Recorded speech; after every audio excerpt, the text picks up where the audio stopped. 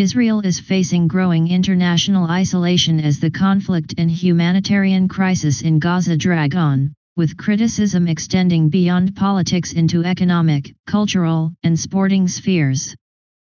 Global outrage intensified after Israel launched a ground offensive in Gaza City and carried out a rare strike targeting Hamas leaders in Qatar.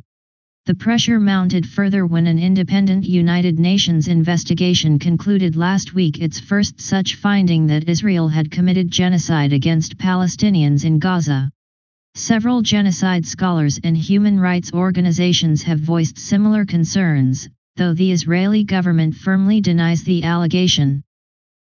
Last week, the European Union, Israel's largest trading partner, put forward a proposal to partially suspend its free trade agreement with Israel, pending approval from member states.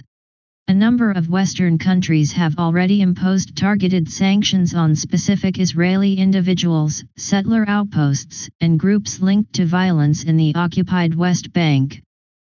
Israel's economy is feeling the broader impact of the global backlash as well. In August, Norway's sovereign wealth fund, the largest in the world, announced it would reduce certain investments in Israel, citing the escalating humanitarian crisis in Gaza.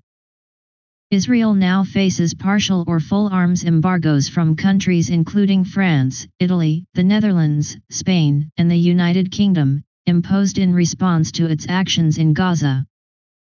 The pressure has become so evident that Prime Minister Benjamin Netanyahu acknowledged earlier this month that Israel confronts a kind of isolation that could last for years. He said the country must strengthen its domestic weapons industry and adjust its economy to reduce dependence on foreign trade. Netanyahu later clarified that his remarks referred specifically to the defense sector. The backlash is spilling into entertainment and culture as well. Broadcasters in several European nations, among them Ireland, the Netherlands, and Spain, have vowed to boycott the popular Eurovision Song Contest if Israel is allowed to compete in 2026. Ireland's national broadcaster, RTÉ, stated that taking part would be unconscionable given the ongoing and appalling loss of lives in Gaza. Israel's public broadcaster GAN 11 has pushed back, pledging to move forward with selecting a 2026 Eurovision contestant and insisting that the music competition should not become politicized. The European Broadcasting Union, which organizes Eurovision, plans a November vote to decide which countries will be eligible to participate. Israel has competed in the contest since 1973. The arts world is also seeing ripple effects. A music festival in Ghent, Belgium, recently cancelled a concert by the Munich Philharmonic that was to feature Israeli conductor Lahav Shani. Organizers said that while Shani has repeatedly spoken in favor of peace and reconciliation, they could not provide sufficient clarity about his attitude toward the genocidal regime in Tel Aviv. For its part, the Israeli government maintains that its military campaign in Gaza is an act of self-defense carried out in line with international law and firmly rejects any allegations of genocide.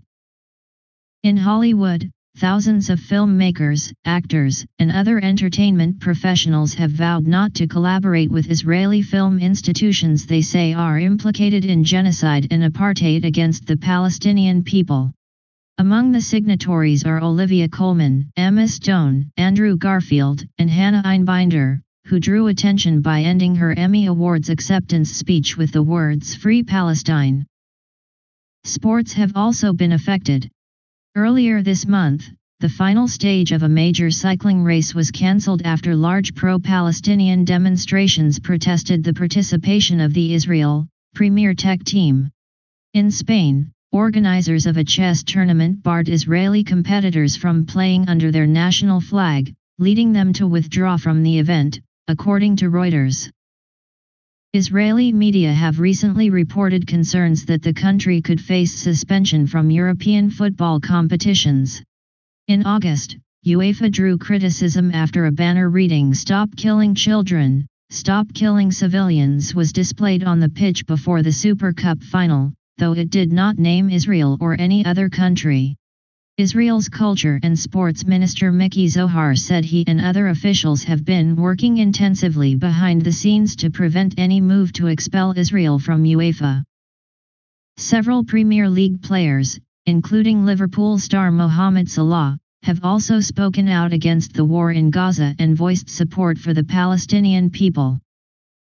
Inside Israel, the government is also contending with significant domestic dissent. Regular demonstrations have called for an end to the war and urged a ceasefire to secure the release of hostages taken during Hamas's October 7, 2023, attack. Meanwhile, the Palestinian-led Boycott, Divestment, Sanctions, BDS, movement, a civil society campaign launched 2 decades ago to emulate the global boycott of apartheid-era South Africa, has drawn renewed attention and momentum since the Gaza conflict began, after years of limited impact. This week's United Nations General Assembly, UNGA, underscored Israel's growing international isolation. In the lead-up to the gathering, several additional Western nations, including influential players such as Canada, France, and the United Kingdom, formally recognized a Palestinian state.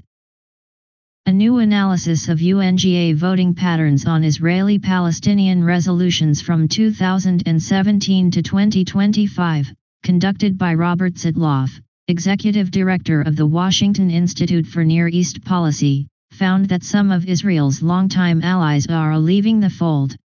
The study shows a steady decline in the number of countries choosing to abstain, long regarded as a sign of quiet support for Israel on key votes concerning the conflict. There's no doubt that some of the voting is performative, Sitloff told CNN, noting that several countries that opposed Israel still maintain important, discrete ties and are considered strong partners. But from an Israeli perspective, the trend should be disconcerting when, over time, there's a clear pattern of once strong supporters moving in the opposite direction. He added that the key question is whether Israel's deepening diplomatic isolation can be reversed. Sitloff observed that some UN member states had shown deep animosity toward Israel even before the current conflict, while others are reacting to the specific events in Gaza and may take a softer view of Israeli government actions once the war ends or if a new government takes power. The UN Commission's genocide report has renewed focus on the International Criminal Court's ongoing investigation into the situation in the state of Palestine, recommending that prosecutors include potential genocide charges in their case. An ICC arrest warrant issued last year for Prime Minister Benjamin Netanyahu has already restricted his travel options. His recent flight to the United Nations meeting in New York reportedly avoided French and Spanish airspace to steer clear of countries that might enforce the warrant for alleged war crimes. Despite Israel's waning international support, the United States continues to stand firmly by its ally. Commenting earlier this month on the Israeli strike in Qatar, U.S. Secretary of State Marco Rubio said, "I think the president's comments speak for themselves on that front. He didn't like the way it went down. That said, our relationship with Israel is going to remain strong."